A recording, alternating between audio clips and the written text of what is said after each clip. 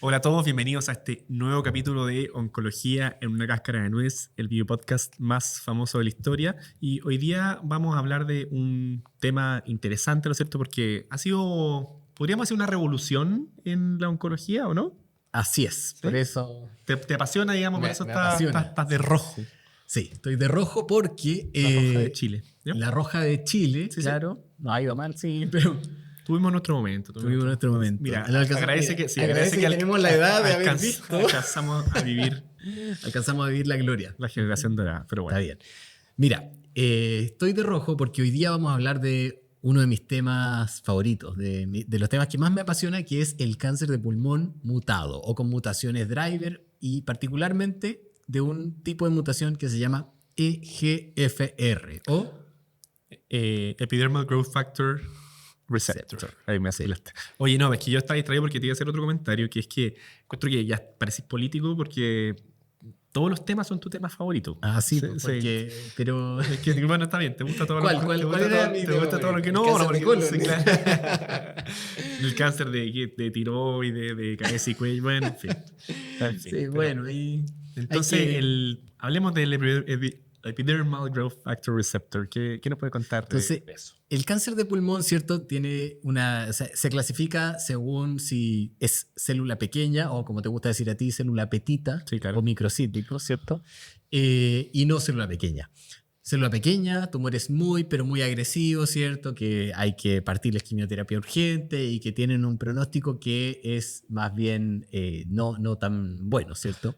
Exactamente. Y sí. célula, o sea, y no célula pequeña, ¿cierto? Esa es otra cosa importante que le decimos a los residentes, que es no célula pequeña, no célula no pequeña. Ah, mira. ¿Sí? Entonces, ahí para que si nos escuchan residentes, no caigan en el palito, ¿cierto? De decir células no pequeñas. ¿Y por eso, por qué te produce un Porque- dolor de guata? Sí, me produce un poco así una descarga ahí de Ya, pero está bien. cortisol. Sí, claro. Sí, Neuroendocrina. exactamente. Así Ya. que en sus pasadas de oncología torácica, por favor, no digan célula no pequeña. Qué susto hacer enojar al doctor Carrillo.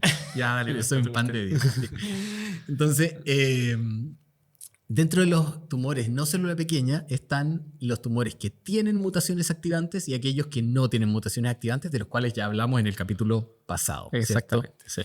Y hoy día vamos a hablar de los que tienen mutaciones activantes y dentro de ellos de la mutación más frecuente que es EGFR, que da cuenta de qué porcentaje más o menos tirarías tú así de Te voy a decir una los respuesta. cánceres pulmonares. Te voy a decir una respuesta que me enorgullece mucho. Depende.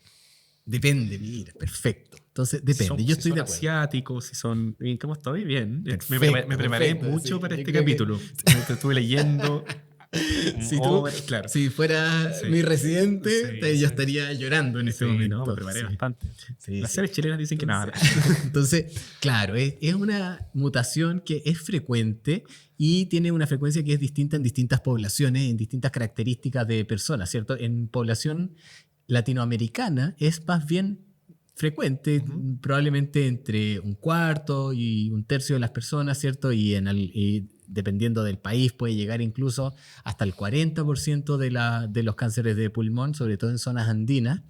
Y en población europea es mucho menor, ¿cierto? Es alrededor de un 10-15% de los tumores pulmonares. Y en Asia es alrededor del 50%, Claro, ¿cierto? súper frecuente. Entonces, de hecho, hay poblaciones, reductos que tienen muchísima representación de GFR, ponte tú en la zona andina, en zonas andinas de Perú o en Manaos también, en los estados amazónicos de Brasil.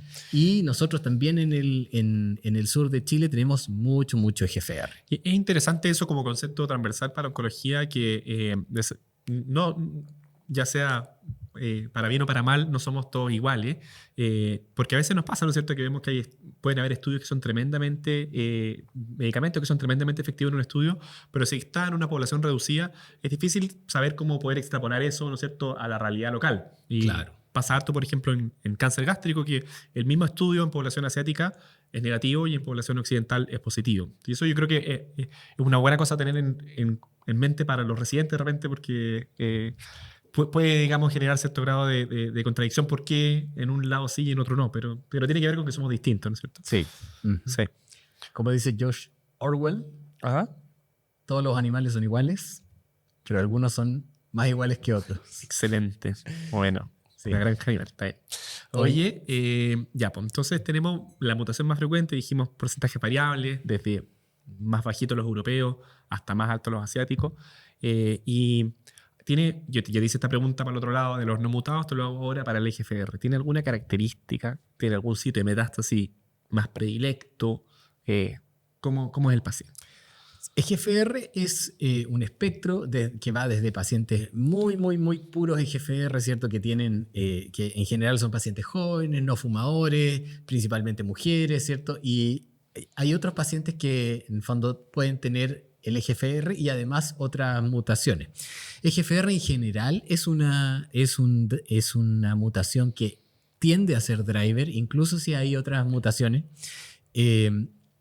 Y el perfil de los pacientes EGFR va a depender un poco de si nos enfrentamos como a un EGFR puro o a un EGFR más impuro.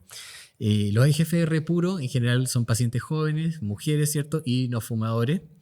Pero en la práctica clínica, como es una enfermedad tan frecuente, la mutación de EGFR, uno ve que hay pacientes mayores, pacientes hombres. Yo tengo varios pacientes EGFR que tienen un IPA de 50, 70, 80. Entonces, que no hay que casarse con un subtipo, ¿cierto? Porque el EGFR es finalmente muy heterogéneo. Claro. Y un paciente mayor y fumador no excluye que pueda tener una mutación driver de EGFR. Por eso que hay que pedirlo en todos los pacientes. Sí, ¿cierto? entonces otro mensaje clave es que el estudio molecular es para todos los pacientes con cáncer de pulmón no célula pequeña, ¿cierto? Entonces hay algunas disquisiciones, puede haber alguna excepción, pero mensaje para la casa, todos los pacientes tienen que tener NGS o estudio mutacional, ¿cierto?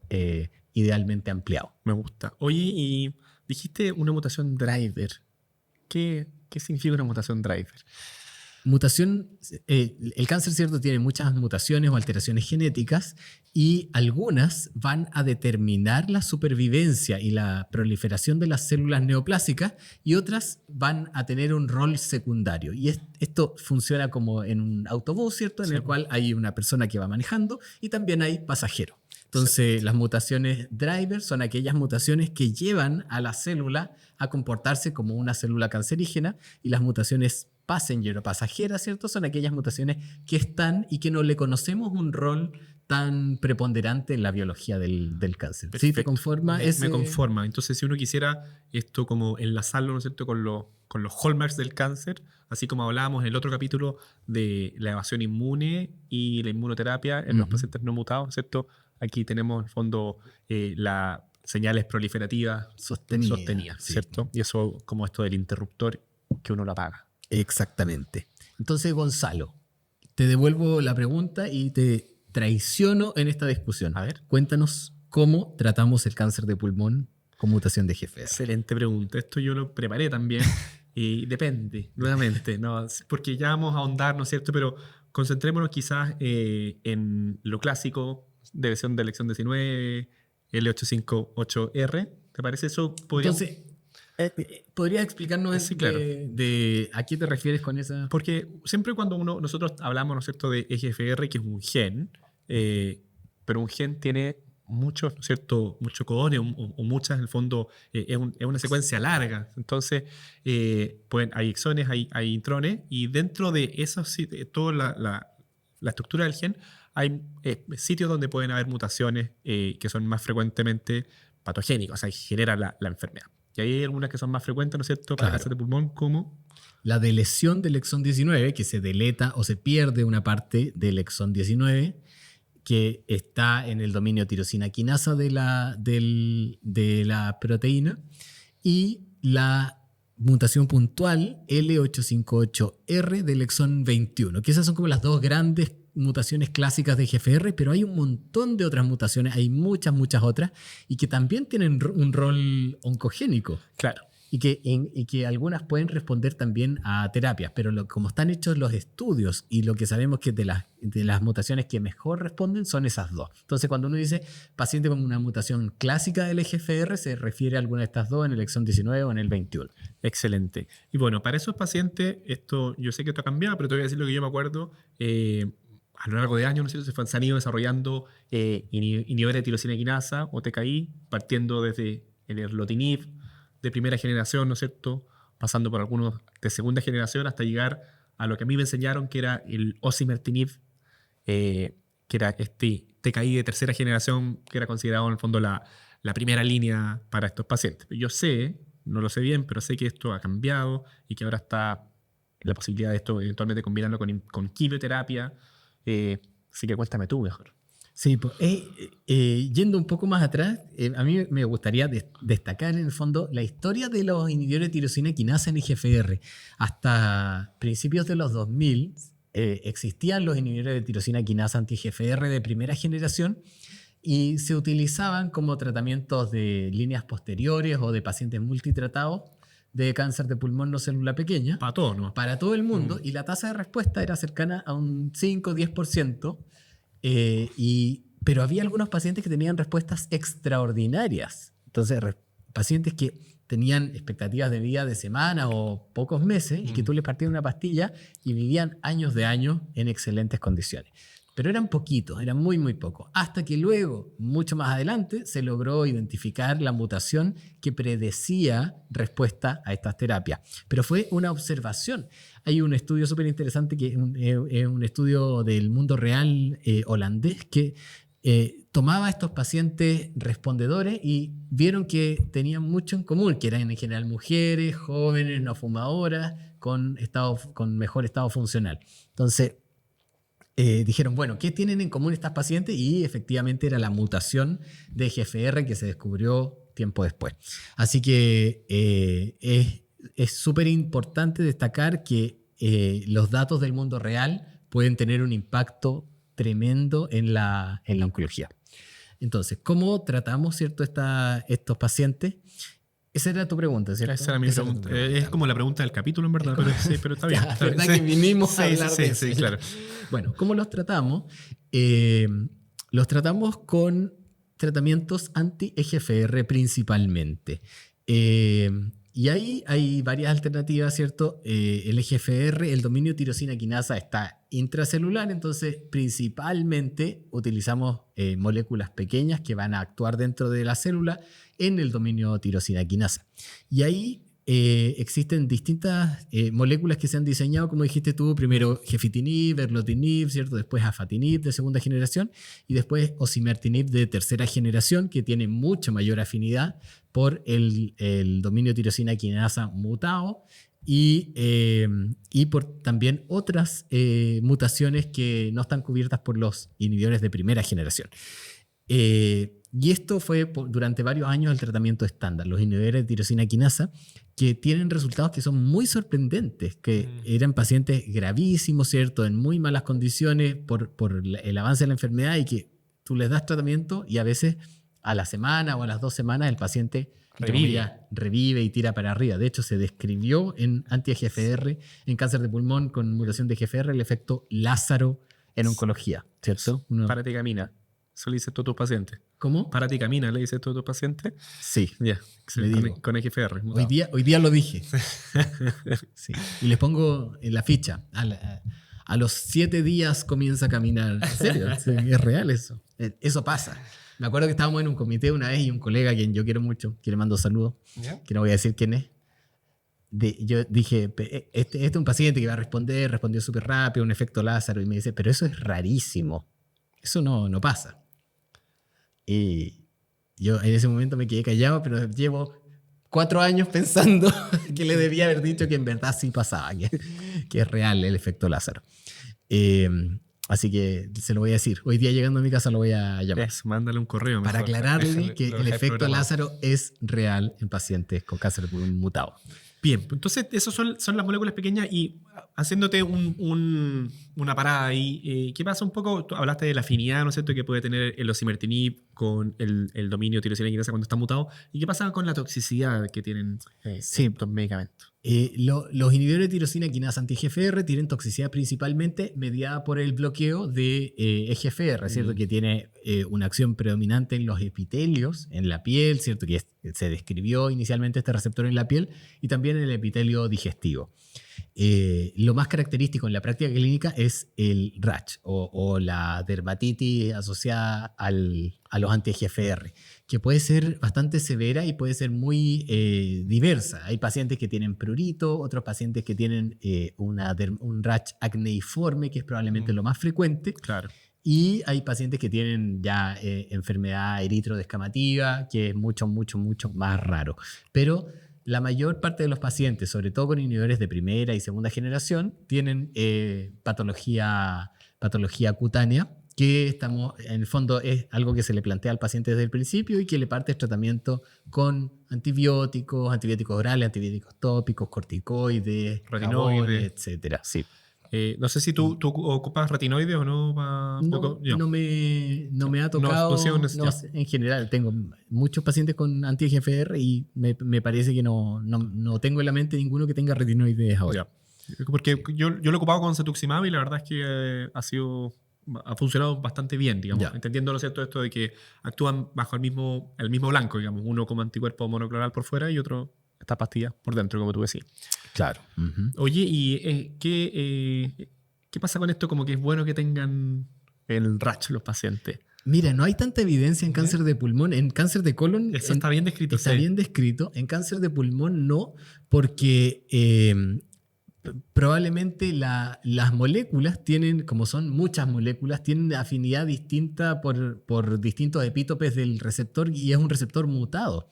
Entonces, una molécula puede tener muy poquita afinidad por el receptor wild type o el receptor, entre comillas, sano, y mucha afinidad por una mutación particular. Y eso pasa, por ejemplo, con el osimertinib. Claro. Entonces, no está tan relacionado la respuesta con la toxicidad. Y eso tiene todo el sentido del mundo, ¿no es cierto? Porque en el fondo los pacientes que uno ocupa cetuximab en cáncer de colon no tienen mutación de EGFR. Es una vía que está activada porque hay mucho ligando en el microambiente, pero sí, la vía es wild type. Y lo otro es que el osimertinib en verdad es un medicamento que es extremadamente bien tolerado. Hay poquitos pacientes que hacen toxicidad y en algunos pacientes puede llegar a ser grave la toxicidad pulmonar, cosas muy excepcionales, pero sí, de todo el grupo gigante de pacientes con osimertinib es una droga extremadamente bien tolerada. Entonces, pero en el osimertinib nos quedamos ya hace 10 años, ¿no? ¿Cuánto? Claro. Más o menos. Entonces, y ahora, bueno, uno dice, bueno, tenemos un blanco terapéutico que podemos ir a pagar, ¿cierto? Pero las sobrevidas globales no son nada sorprendentes en relación a lo que nosotros esperaríamos con un blanco que podamos apagar categóricamente, ¿cierto? Claro. Las sobrevidas globales en los estudios primarios eran cerca de 3 años. Entonces, cuando tú te enfrentas a un paciente, ¿cierto?, que tiene 35 años o 40 años, que tiene una familia y que está criando a su hijo, y tú le dices, qué bueno que tenemos una mutación que podamos tratar, pero en realidad la sobrevida global promedio o mediana es de un par de años. Eso no es ninguna buena noticia. Así que se han ido buscando cada vez más y de forma muy agresiva en cáncer de pulmón mutado mejores tratamientos. Y se han probado muchas cosas y lo que de los grandes avances de los últimos 3 años ha sido la adición de quimioterapia al esquema con osimertinib, ¿cierto? En este esquema que se llama FLAURA2 y que combinamos la terapia clásica, que era la quimioterapia basada en platino, con la terapia actual o moderna, que era el osimertinib. Y al combinarlas, mejoró categóricamente la sobrevida global, ¿cierto? Que los pacientes viven como un año más, o un poco más de un año más, que dándoles osimertinib solo. Claro, es una tremenda diferencia. Y sí. ¿Te parece a ti que eso, o tú tratas de proponerlo a la gran mayoría de los pacientes? Hay algunos pacientes en los que es mejor hacerlo, otros en los que no. Vamos a terminar siempre en lo de los pacientes frágiles, pero ¿qué pensáis tú? Claro, o sea, en todo paciente que pueda ir a una terapia intensificada, yo le propongo terapia intensificada. Igual hay algún paciente en el fondo que uno dice, por ejemplo, se me viene a la mente una paciente que yo tengo que no es tan mayor, debe tener unos 72 y y vive fuera de la capital, ¿cierto? De Santiago, y tiene súper poquita enfermedad y tiene una mutación muy respondedora que es una lesión del exón 19. Entonces, esa paciente me dice, mira, ¿sabes qué? Yo no quiero nada de toxicidad, yo quiero vivir mi vida en el campo, lo quiero pasar bien. Entonces, con ella hacemos osimertinib solo. Pero un gran grupo de los pacientes son personas jóvenes, ¿cierto? Que tienen enfermedad agresiva, y en esos pacientes usamos la combinación de terapias, ¿cierto? O la intensificación de la terapia. Yo pienso que hoy, en el día de hoy, ¿cierto? Al año 2026 que estamos grabando esto, para cuando nos escuchen en el 2085, claro. Van a decir estos trogloditas. No, en el año 2026 uno debería intentar intensificar o ofrecer la intensificación, porque el beneficio en sobrevida global es categórico. Excelente. Y no solamente hay quimioterapia, sino que se puede intensificar de distintas formas. Cuéntame. Entonces, otra forma, la pregunta a ti mismo, pero claro, mismo. Sí, pues, está bien. Es como bien. Esa gente que hace preguntas retóricas. Sí, sí. Que quiere hablar nomás. ¿Cómo intensificar? ¿Cómo intensifica? Yo sé esta respuesta, pero quiero dejarte que tú te luzcas un poco. Así que... Claro. Entonces, hay otras estrategias para intensificar, ¿cierto? Y otros fármacos que han salido, y aquí está clásicamente los que actúan fuera de la célula, ¿cierto? Entonces mezclamos fármacos que actúan dentro de la célula, como los inhibidores de tirosina quinasa, con otro que actúa fuera de la célula. Y aquí lo que hay hasta ahora es un biespecífico, que es un anticuerpo monoclonal biespecífico anti-EGFR y anti-MET, ¿cierto? Esto no tiene que ver con las mutaciones, sino que tiene que ver con la unión de este medicamento a dos blancos que están presentes en cáncer de pulmón EGFR de forma bastante frecuente. Y eso quizá solo la pelita, ¿no es cierto? Porque no lo conversamos o lo conversamos yo creo muy, muy someramente en nuestro capítulo de anticuerpos monoclonales, de que existen anticuerpos que son biespecíficos porque están, ¿no es cierto?, las dos patitas de las cadenas livianas que habitualmente van dirigidas contra el mismo epítope, pero pueden haber biespecíficos, o sea, contra epítopes distintos. Blancos distintos dentro de un mismo epítope, que pueden ser bivaratópicos, ¿no es cierto? O blancos totalmente distintos, como es el caso de el amivantamab. Así es, hablamos de amivantamab, que en este esquema, ¿cierto? El esquema mariposa, se mezcla con una terapia oral que es el lazertinib, que es una droga muy parecida al osimertinib, que es un inhibidor de tirosina quinasa de tercera generación. Entonces tenemos hoy día estos dos esquemas que tienen un poder farmacológico que pudiera ser relativamente similar en lo que sabemos hasta hoy, ¿cierto? Que es la mezcla de quimioterapias con osimertinib o la mezcla de amivantamab con lazertinib, ¿cierto? Que están ahí intentando ver cuál es mejor que el otro. Oye, bueno, esto es una cosa que uno podría hablar por años, horas, sí, pero en honor al tiempo, para que no se nos alargue tanto el capítulo, creo que hemos logrado, ¿no es cierto?, al menos cubrir cuáles son las estrategias principales. ¿Qué mensaje te gustaría dar, Diego, de esto? ¿O hay alguna cosa, un mensaje que te gustaría dar? Me gustaría agregar algo. Sí, te doy permiso. ¿Me das permiso? Sí. Gracias. Una cosa que me gustaría agregar es que la intensificación de tratamiento es un concepto, ¿cierto? Y que uno va a elegir una forma de intensificar. Y hay formas, ¿cierto? Una es a través de la quimioterapia más el osimertinib, otra vez es a través del biespecífico más el inhibidor de tirosina quinasa. Y otras formas que también existen son tratamientos locales y está cada vez más en boga. Entonces, hay hartos estudios que se están haciendo y que están saliendo con evidencia muy interesante de agregar terapias locales, como por ejemplo operar a los pacientes metastásicos con cáncer de pulmón, operarles el primario o hacerle tratamiento radical de todas las metástasis que se puedan tratar, ¿ya? Entonces, probablemente la intensificación es mucho más que uno o dos esquemas de terapia anti-EGFR. Sí. Excelente. Así que yo hablaría más de intensificación de la terapia que de darle Flaura2 o darle mariposa. Fantástico. Sí. Y ahora yo te devuelvo la pregunta, porque ya hablé demasiado. Claro, sí. Para que en vez de hablar un 1%, hables un 2% del capítulo. Yo no acaparé todo. Sí. Gonzalo, ¿cuáles son los mensajes de este episodio? Bueno, para ir cerrando, ¿no es cierto? Sabemos que existe un grupo de pacientes que es, ¿cierto?, un porcentaje que puede ser mayor o menor de acuerdo al lugar del mundo, que tiene esta alteración de EGFR, para la cual existen tratamientos dirigidos que pueden ser altamente específicos, los cuales tienen la ventaja, ¿no es cierto?, de ser bien tolerado, pero la desventaja de que desafortunadamente los resultados a largo plazo no han demostrado ser todo lo excelente que uno quisiera, y es por eso que ahora la tendencia en este grupo de pacientes es poder intensificar el tratamiento. Ya sabemos que el osimertinib en la actualidad sigue siendo la piedra angular, pero existe la posibilidad de agregarle quimioterapia o de cambiar el inhibidor de tirosina quinasa y agregarle un anticuerpo específico, o ocupar este mismo, ¿no es cierto?, fármaco osimertinib, pero yendo a tratar dirigidamente la enfermedad, ya sea con cirugía o con otras terapias locorregionales, ¿no es cierto?, como la radiación.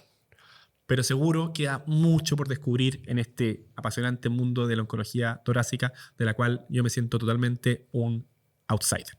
Así que con esto damos por terminado este nuevo capítulo de Oncología en una cáscara de nuez. Por favor, déjenos sus comentarios, sus dudas, sus experiencias bíblicas con el fenómeno de Lázaro, y nos vemos para la próxima.